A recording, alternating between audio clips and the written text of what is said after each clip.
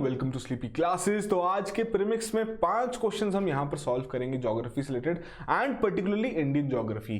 तो last session में भी हमने 5 क्वेश्चन डिस्कस किए थे इंडियन ज्योग्राफी से रिलेटेड, मोस्टली हिमालयन रीजन पर हमारा फोकस था। तो आज थोड़ा प्लेन्स वाला रीजन और पेनिसुलर रीजन पर रखेंगे, ठीक है जी। तो शुरुआत करते हैं आज के प्रीमिक्स की पहले क्वेश्चन के साथ, जहां पर आपको वेरियस सॉइल टाइप्स के बारे में कुछ स्टेटमेंट्स दी गई हैं। आपको बताना है इनमें से कौन कौन से स्टेटमेंट्स यहां पर करेक्ट है। 4 कोड्स आपको प्रोवाइड किए गए हैं, 3 स्टेटमेंट्स हैं। पहले में कह रहे हैं जो आपके एलुवियल सॉइल है कि सिर्फ प्रेजेंट है only in the Indo Gangetic region. Second में कह रहे हैं कि जो आपकी excessive irrigation with dry climate, इसकी वजह से क्या होती है, आपकी सलाइन सॉइल्स की फॉर्मेशन होती है। और थर्ड में कह रहे हैं जो आपकी लेटराइट सॉइल है वो कौन से एरिया डेवलप करती है, जहां पर हाई टेम्परेचर है और लो रेनफॉल है। तो 3 स्टेटमेंट्स आपको दी गई हैं, 4 कोड्स आपको यहां पर प्रोवाइड किए गए हैं। थोड़ा सोचिए, करेक्ट ऑप्शन यहां पर मार्क कीजिए, फिर डिस्कस करते हैं इस क्वेश्चन को। तो देखिए यहां पर जो पहली स्टेटमेंट में बात हो रही है एलुवियल सॉइल के बारे में। बचपन से हम एक मैप देखते आते हैं, फिजिकल मैप ऑफ इंडिया। तो अगर आपने वो मैप देखा हो, काफी इजीली आप बता सकते हैं कि सिर्फ और सिर्फ इंडो गैंगटिक प्लेन पर ही ये लिमिटेड नहीं है, ठीक है जी। उसके अलावा जो आपकी लेटराइट सॉइल है वो कहां पर डेवलप करती है, हाई टेम्परेचर साथ के साथ हाई रेनफॉल वाले एरियाज में, ठीक है जी। सेकंड में जो बात की गई है कि वहां पर आपकी इस तरीके की सॉइल्स की फॉर्मेशन होती है, तो वो बेसिकली यहां पर करेक्टली बताया गया है। तो फर्स्ट आपकी स्टेटमेंट इनकरेक्ट है, थर्ड स्टेटमेंट इनकरेक्ट है और सिर्फ सेकंड ही है, तो उसके आधार पर आपकी सी ऑप्शन यहां पर करेक्ट ऑप्शन है। तो बेसिस अगर हम बातें कर ले एलुवियल सॉइल्स के बारे में, ही आपको पता ही है नॉर्दर्न प्लेन्स में तो ये प्रेजेंट है ही, और ये जो हमारी कंट्री का एरिया है उसे 40% यहां पर कवर करती है। डिपोजिशनल नेचर की सॉइल है, ट्रांसपोर्ट होती है, डिपॉजिट होती है रिवर्स और स्ट्रीम के थ्रू, और उसी के चलते एक नैरो कॉरिडोर के थ्रू जो कि आपका राजस्थान में है, ये आपके गुजरात के प्लेन्स तक एक्सटेंडेड है, ठीक है जी। तो इसीलिए आपके लिए इंपॉर्टेंट है कि जो हम मैप बचपन में पढ़ते थे उसे एक बार अच्छे से समझ लें, काफी चीजें हमारी वहीं से ही क्लियर हो जाती हैं। फिर आती हैं आपकी सलाइन सॉइल्स कि बेसिकली कहां पर है, आपके वेस्टर्न गुजरात हो गया, डेल्टाज ऑफ ईस्टर्न कोस्ट हो गया, Sundarban areas of West Bengal हो गया, तो यहां पर पाई जाती हैं। तो बेसिकली जो रन ऑफ कच्छ है वहां पर जो आपके साउथ वेस्ट मॉनसून्स हैं वो क्या लेके आते हैं, सॉल्ट पार्टिकल्स लेके आते हैं, जो कि वहां पर क्रस्ट की फॉर्मेशन पे बेसिकली वहां डिपॉजिट होते हैं एज अ क्रस्ट, ठीक है जी। अब एक्सेसिव इरिगेशन होगी, ड्राई क्लाइमेटिक कंडीशंस रहेंगी, उसकी वजह से क्या रहेगा, वहां पर कैपिलरी एक्शन हो जाएगा। अब कैपिलरी एक्शन होगा तो वहां पर जो आपका सॉल्ट है वो आपकी सॉइल की टॉप लेयर पे वहां पर डिपॉजिट होना शुरू हो जाएगा। इसलिए जो आपके पंजाब हरियाणा के रीजन है वहां पर कहा जाता है, फार्मर्स को एडवाइस किया जाता है कि जिप्सम ऐड किया जा सके अगर इस तरीके की सैलिनिटी की प्रॉब्लम आती है सॉइल में, ठीक है जी। फिर आती है बात लेटराइट सॉइल्स के बारे में, जिसके बारे में आपकी थर्ड स्टेटमेंट इनकरेक्ट थी। ध्यान रखना है high temperature and high rainfall, और उसी के चलते आपके कौन से रीजन पाई जाती है, ये Karnataka, Kerala, Tamil Nadu, Madhya Pradesh and hilly areas of Odisha and Assam. तो ये इंपॉर्टेंट पॉइंट्स हैं आपके लिए, जरूर अपने नोट्स में से अच्छे से कंपाइल कर लीजिए। तो आई होप आपने करेक्टली मार्क किया हो। अगले क्वेश्चन की ओर बढ़ते हैं हम। कोस्टल प्लेन्स के बारे में यहां पर आपको 3 स्टेटमेंट्स दी गई हैं, कौन कौन सी स्टेटमेंट्स करेक्ट हैं आपको यहां पर बताना है। तो पहली स्टेटमेंट में कह रहे हैं जो आपकी कॉन्टिनेंटल शेल्फ है बे ऑफ बंगाल की, it is narrower than that of Arabia sea, ठीक है जी। फिर आ रही है बात की आपकी नर्मदा कैली रिवर है जो कि वेस्टर्न कोस्ट पर आपका डेल्टा की फॉर्मेशन करती है। थर्ड में कह रहे हैं कि जो आपका कोस्टल प्लेन है इन द ईस्टर्न कोस्ट वो वाइडर है than that of the western coast. तो यहां पर आपको 3 स्टेटमेंट्स दोबारा से दे दी गई हैं हमारे कोस्टल प्लेन से रिलेटेड। थोड़ा सोचिए, करेक्ट ऑप्शन यहां पर मार्क कीजिए, बताइए कौन स्टेटमेंट करेक्ट है, फिर डिस्कस करते हैं इस क्वेश्चन को। तो देखिए यहां पर आपकी फर्स्ट और थर्ड स्टेटमेंट करेक्ट है कि कोई भी रिवर ऐसी नहीं है जो कि आपके वेस्टर्न कोस्ट पर वहां पर डेल्टा की फॉर्मेशन करती हो, ठीक है जी। तो बेसिस अगर हम बात करें नर्मदा रिवर के बारे में कि फ्लो करती है in a rift valley in the northern part of the peninsula. Basically एक तरफ इसके सतपुरा है, एक तरफ विंध्य रेंजेस है, तो as a rift valley river ये आपकी डेल्टा की फॉर्मेशन वहां पर नहीं करती। किसी प्रकार के सेडिमेंट्स रहते हैं वो आपके उस वहां पर जो 2 आपकी रेंजेस साथ में है उनका जो लैंड मास उससे अटैच है, तो वहीं पर वो डिपॉजिट हो जाता है, ठीक है जी। फिर उसके बाद बात करें वेस्टर्न कोस्टल प्लेन्स के बारे में, narrow in the middle and get broader towards the north and south, और इसकी वजह से जो आपकी रिवर्स है that flowing through this coastal plain वहां पर किसी प्रकार की डेल्टा की फॉर्मेशन वहां पर नहीं रहती है। मालाबार कोस्ट आपके आते हैं जिनके कुछ डिस्टिंग्विशिंग फीचर्स हैं कयाल्स के बारे में, जिसके रिलेटेड हम एक क्वेश्चन में डिस्कस करेंगे, जिन्हें हम फिशिंग ग्राउंड्स के तरीके से वहां पर यूज भी किया जाता है, ठीक है जी। फिर बात आती है अगर हम दोनों कोस्टल प्लेन्स को कंपेयर करें कि कौन सा ब्रॉडर है, तो बेसिकली ईस्टर्न कोस्टल प्लेन आपका वहां पर ब्रॉडर है, और वो आपका एग्जांपल है इमर्जेंट कोस्ट का। इमर्जेंट कोस्ट के चलते क्या है कि जिसकी कॉन्टिनेंटल शेल्फ है वहां पर वो काफी ज्यादा वाइड है, इसीलिए वहां पर आपका वो एक सूटेबल फीचर नहीं है आपके पोर्ट्स के डेवलपमेंट के लिए। वही चीज आपको यहाँ पर बताई भी गई है। तो और अगर हम बात करें कि बाकी जो आपकी ईस्ट फ्लोइंग रिवर्स हैं उसमें जो डेल्टास की वहां पर फॉर्मेशन होती है, तो उसमें आपकी काफी रिवर्स हैं, महानदी होगी, गोदावरी, कृष्णा, कावेरी, ये सभी डेल्टास वहां पर बनाती हैं। फिर आपका जो इमर्जेंट नेचर है उसकी वजह से, जैसे कि हमने बात की आपके ईस्टर्न कोस्ट के बारे में, कि वहां पर आपके पोर्ट्स और हार्बर्स आपके बहुत कम पाए जाते हैं। तो आई होप यहाँ पर आपने करेक्टली मार्क किया उस क्वेश्चन को। अगले क्वेश्चन के बाद देखते हैं, थर्ड क्वेश्चन में कह रहे हैं physiographic features of different regions in India. अब यहां पर आपको कुछ पर्टिकुलर टर्म्स दी गई हैं, बताना है कौन कौन से फीचर्स आपके यहां पर करेक्टली बताए गए हैं। ठीक है जी, तो बेसिक सी बात देखते हैं। पहले में कह रहे हैं करेवास के बारे में कि thick deposits of glacial clay and other materials embedded in the moraines. ठीक है जी। सेकंड में कह रहे हैं कयाल्स के बारे में, back water lagoons in the western coast. Third में दून्स के बारे में कह रहे हैं कि आपके लॉन्गिट्यूडनल वैलीज हैं जो कि फॉर्म होती हैं between Shivalik Himalaya and lesser Himalaya. तो ये आपको 3 स्टेटमेंट्स दी गई हैं। इसमें से आप अगर पिछला प्रीमिक्स आपको याद हो तो थर्ड स्टेटमेंट आप थोड़ी सॉल्व भी कर सकते हैं। ठीक है जी, तो बताइए कौन कौन सी करेक्ट स्टेटमेंट्स हैं, फिर डिस्कस करते हैं इस क्वेश्चन को। तो बेसिकली यहां पर आपकी तीनों की तीनों स्टेटमेंट्स बिल्कुल करेक्ट हैं।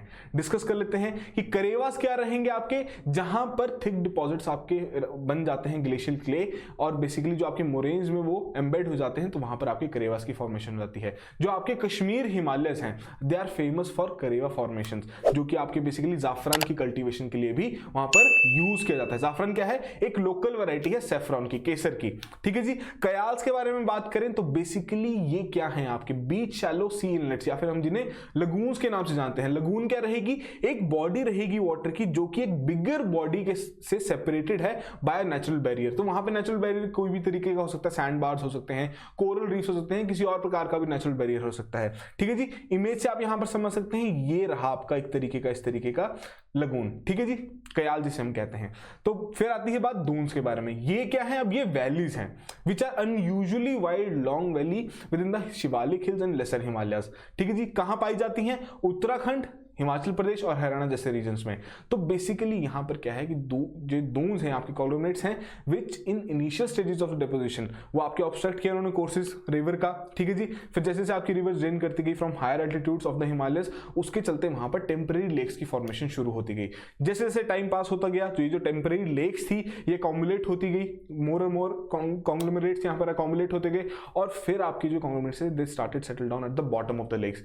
फिर उसके बाद आपकी जब bottom of the lakes settle होने शुरू हो गए तो वहां पर आपकी वैलीज क्रिएट होनी शुरू हो चुकी थी। ठीक है जी। जैसे कि आपकी जब रिवर्स थी they cut their courses through the lakes filled with the conglomerate deposits. जो आपकी लेक्स थी they drain away leaving behind the plains. जब आपके वो कॉन्ग्लोमरेट्स वहां पर डिपॉजिट होने लग पड़े, ठीक है जी, लेक के ऊपर, तो जैसे जैसे वो डिपॉजिट होने लग पड़े तो फिर जो आपकी रिवर्स थी वो डेफिनेटली वहां से क्रॉस होना शुरू होगी, और वहां पर आपकी दून्स इस तरीके की वहां पर फॉर्मेशन होनी शुरू होगी। ठीक है जी। अलग अलग नाम से अलग अलग रीजन्स में इन्हें जाना जाता है। तो ये इंपॉर्टेंट चीजें हैं आपके लिए, इस तरीके की जितने भी फिजिकल फीचर्स रहते हैं।